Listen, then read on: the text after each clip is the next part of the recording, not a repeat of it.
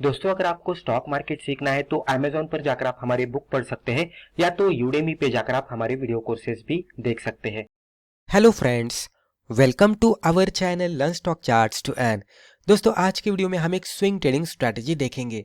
Strategy का नाम है आईपीओ बेस ब्रेकआउट स्ट्रैटेजी।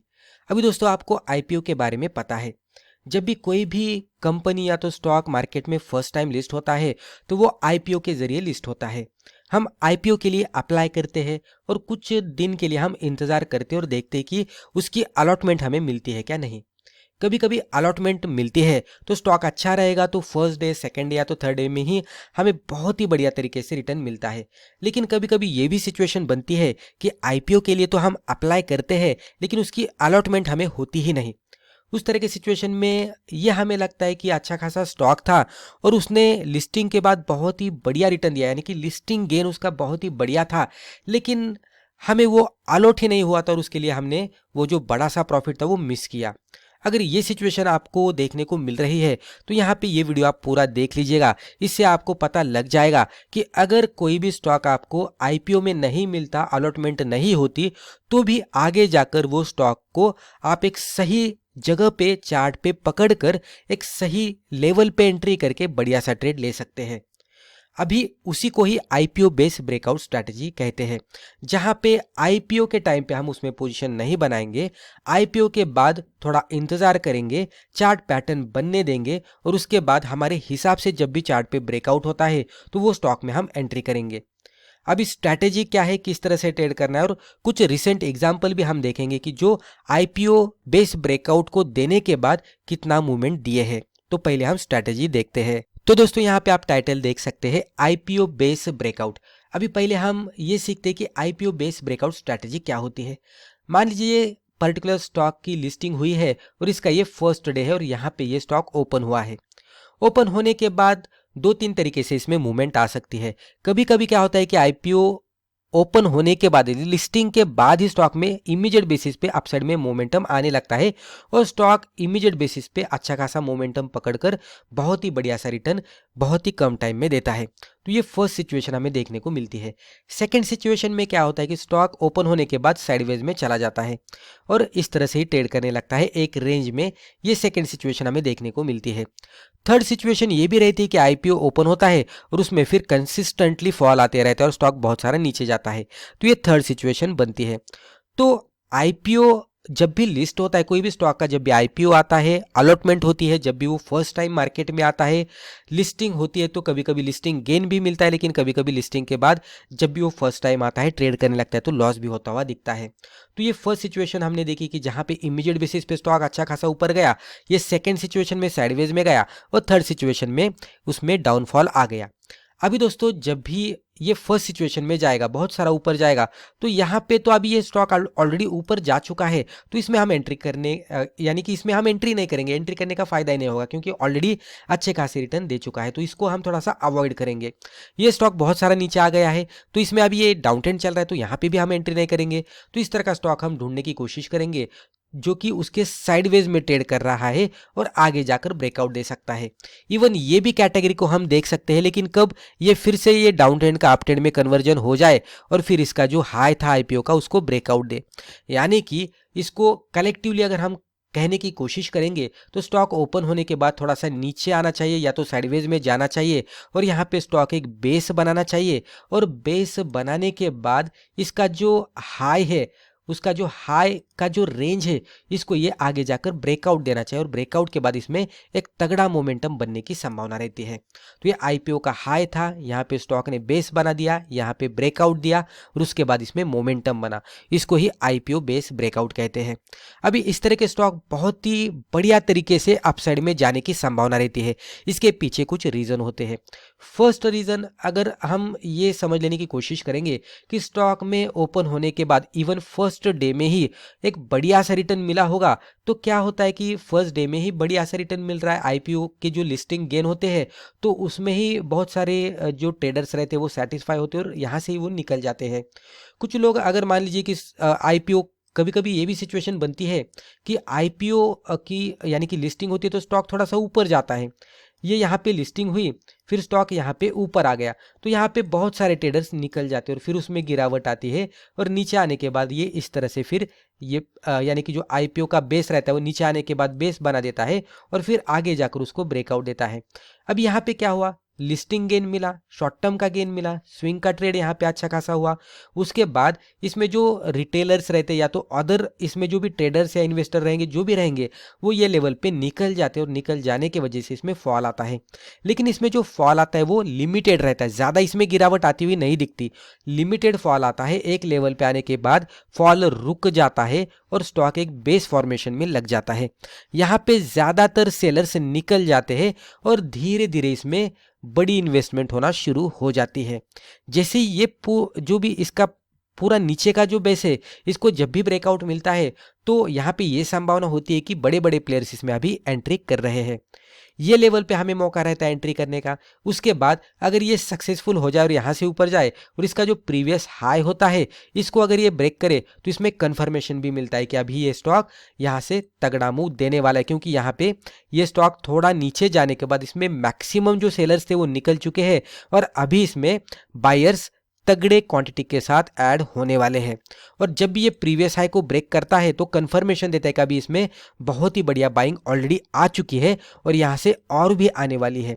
और इसी वजह से इसमें बहुत सारे लोग ये लेवल पे एंट्री करते हैं और यही एक लेवल रहती है जहाँ पे हम पोजीशन बनाने के बाद एक बड़ा सा प्रॉफिट कमा सकते हैं, क्योंकि इसमें सेलर्स का रेशो अगर हम देखेंगे तो सेलर्स बहुत ही कम रहेंगे और बायर्स बहुत ही ज़्यादा रहेंगे और उसके वजह से इसमें बहुत ही बढ़िया रिटर्न मिलने की संभावना रहती है।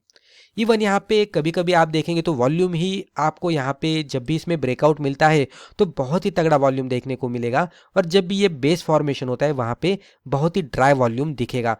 तो ये एक इंडिकेशन रहता है कि जब भी नीचे बेस फॉर्मेशन होता है तो ड्राई वॉल्यूम यानी कि सेलिंग जो उसमें हो रही थी वो कम हुई है और जैसे ही ब्रेकआउट बनता है तगड़े वॉल्यूम के साथ तो उसमें बहुत ही यानी कि स्ट्रॉन्ग हैंडेड बाइंग हुई है और इसमें अपसाइड में मोमेंटम आने की संभावना रहती है। तो इसीलिए आईपीओ बेस ब्रेकआउट वाले स्टॉक बहुत ही बढ़िया तरीके से वर्कआउट होते हैं और कम से कम टाइम में तगड़ा रिटर्न देते हैं।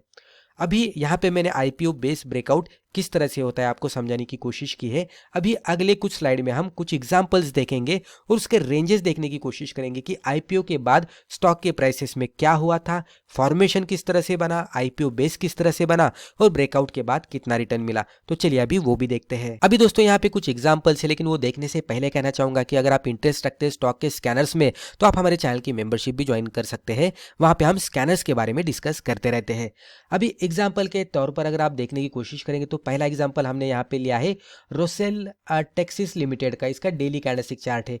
रिसेंटली ही स्टॉक का अगर आप देखेंगे तो लिस्टिंग यानी कि आईपीओ आया था, ये लिस्टिंग हुई थी और लिस्टिंग के बाद ये स्टॉक में गिरावट आई। अभी यहाँ पे हमने जो प्रीवियसली 2-3 सिनेरियो देखे थे उसमें एक सिनेरियो हमने इस तरह से देखा था कि लिस्टिंग के बाद उसमें गिरावट आती है, तो जब भी स्टॉक लिस्टिंग के बाद गिरावट दिखा रहा है उसमें एंट्री नहीं करनी, अटकने की संभावना रहती है, लेकिन उसमें ट्रेड कर सकते हैं कब, उसका जब भी हाई ब्रेकआउट होता है तब। तो ये सिचुएशन का एग्जांपल आपको यहाँ पे दिख रहा है। ये नीचे गया, नीचे जाने के बाद इसने बॉटम पे बेस फॉर्मेशन किया, धीरे धीरे बेस से ये निकल गया और यहाँ पे अगर आप देखेंगे तो फाइनली ये जो प्रीवियस हाई था इसको ये कैंडल पे ब्रेकआउट मिला।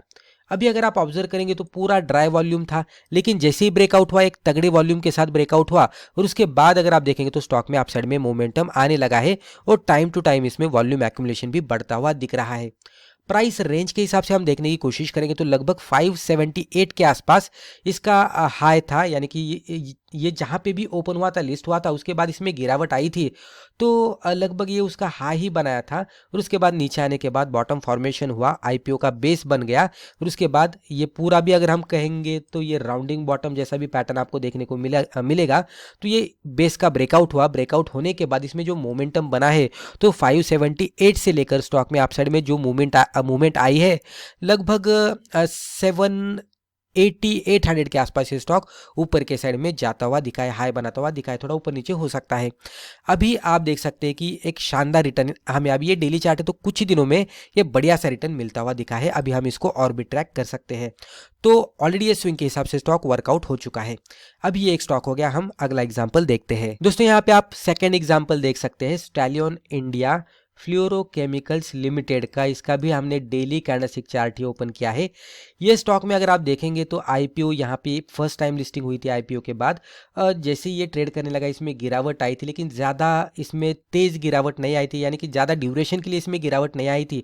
तेज़ तो आई थी, स्टॉक बहुत सारा नीचे तो गया था, लेकिन बहुत सारे समय के लिए नहीं गया। इसमें फॉल तो तेज़ी से आया था, लेकिन ड्यूरेशन वाइज अगर हम देखेंगे तो बहुत ही कम समय में स्टॉक ने इसका जो फॉल था वो रुक गया था इसमें। और उसके बाद देखेंगे तो ये निचले साइड में ये लेवल पे मैं मार्कआउट करता हूँ। इसको हम इस तरह से समझ लेने की कोशिश करते हैं। नीचे आने के बाद ये स्टॉक ये लेवल पे साइडवेज में जाता हुआ दिखा था, मैं इसकी साइडवेज की रेंज मार्कआउट करता हूँ। तो इस तरह से स्टॉक साइडवेज रेंज में चला गया। तो आप देख सकते हैं पूरी तरह से नीचे जाने के बाद साइडवेज में गया था, ये लेवल में ये स्टॉक अटक गया। उसके बाद धीरे से स्टॉक इसके बाहर चला गया, फर्स्ट टाइम हमें इंडिकेशन मिला। और उसके बाद अगर आप देखेंगे तो इसका जो हाई था फर्स्ट टाइम का, उसको ये लेवल पे ब्रेकआउट मिला। अभी हिस्टोरिकल वॉल्यूम देखेंगे तो उतना वॉल्यूम यहाँ पे नहीं था, लेकिन जैसे ही ब्रेकआउट मिला वॉल्यूम अचानक से यहाँ पे बढ़ गया। पूरा जो प्रीवियसली ड्राई वॉल्यूम था वो अचानक से बढ़ गया। उसके बाद अगर आप देखेंगे तो टाइम टू टाइम एक्यूमुलेशन, यहाँ पे वॉल्यूम अच्छा खासा बन रहा था, एक्यूमुलेशन स्टॉक में बढ़िया हो रहा था, और स्टॉक फिर higher top higher bottom pattern बनाते बनाते ऊपर के साइड में चला गया। अब यहाँ पे प्राइस वाइज देखेंगे तो लगभग 126 के आसपास इसका ब्रेकआउट हुआ था, और अभी अगर आप देखेंगे तो रिसेंटली स्टॉक ने 200 के ऊपर जाकर हाई बना दिया है। और ये डेली चार्ट है तो कुछ ही दिनों में इतना बढ़िया सा रिटर्न मिला है। तो इस तरह से बहुत ही तेजी से इसमें मूवमेंट आती रहती है, लेकिन हमें बेस फॉर्मेशन का इंतजार करना होता है, और उसके बाद कंफर्मेशन लेने के लिए इसका जो प्रीवियस हाई है ये ब्रेकआउट अगर मिलता है आगे जाकर तो हमें और भी कंफर्मेशन देता है, कॉन्फिडेंस देता है, और उसके बाद इस तरह की बढ़िया सी मूवमेंट हमें चार्ट पे देखने को मिलती है। और एक एग्जांपल हम देखते हैं दोस्तों, यहाँ पे आप नेक्स्ट एग्जांपल देख सकते हैं, एली ट्रेवेन्यूज टेक्नोलॉजी लिमिटेड का ये डेली कैंडलस्टिक चार्ट है। अभी ये चार्ट पे अगर आप ऑब्जर्व करने की कोशिश करेंगे तो इसका ये लिस्टिंग के टाइम का हाई था, उसके बाद इसमें ज़्यादा गिरावट नहीं आई, फिर से स्टॉक ने रिकवरी करने की कोशिश की, लेकिन लगभग वही लेवल पे और एक बार हाई बना दिया और फिर स्टॉक नीचे गया।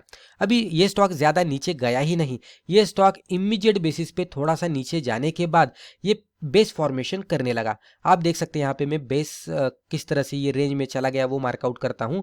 तो इस तरह से स्टॉक साइडवेज रेंज में चला गया, ये रेंज हमने मार्कआउट की। अभी आईपीओ के बाद ये पर्टिकुलर स्टॉक ने नीचे जाकर ये बेस फॉर्मेशन किया, इसको ही आईपीओ बेस कहते हैं।